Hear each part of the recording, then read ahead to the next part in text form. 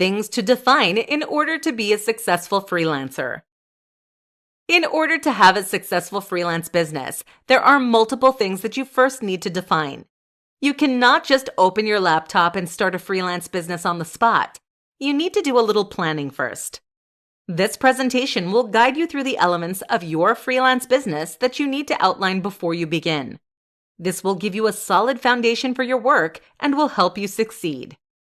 Firstly, you need to define what your big picture goals for your life are. This will help underpin the remainder of your business. You need to think about what you want to do with your life. While this may seem extreme, it will help with the decision-making process for the remainder of the business planning phase.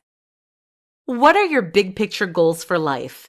You need to think about the hours that you want to work, the location that you want to work in, and the level of stress you want to undertake, as you will now be in control of, well, everything. You can model attributes of your freelance business based on your ideal life.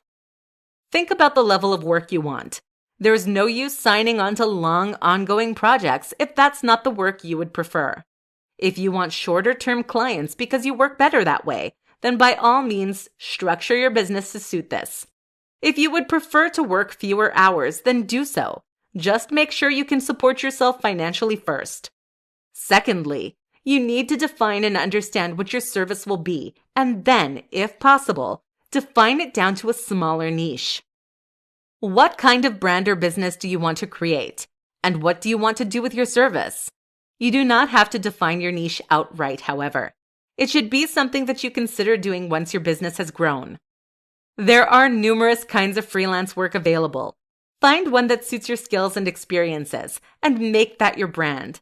More importantly, however, it needs to be something that you enjoy doing and that you are passionate about.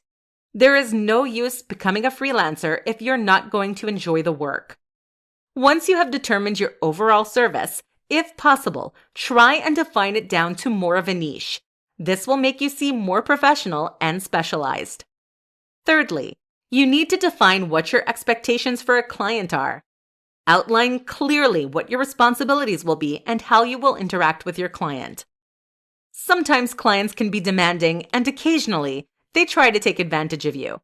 Make sure they know that the relationship between you two will be mutually beneficial and equal. What you really need to define is the expectations and lifestyle that you want. This will set you on a pathway for success when starting your freelance business.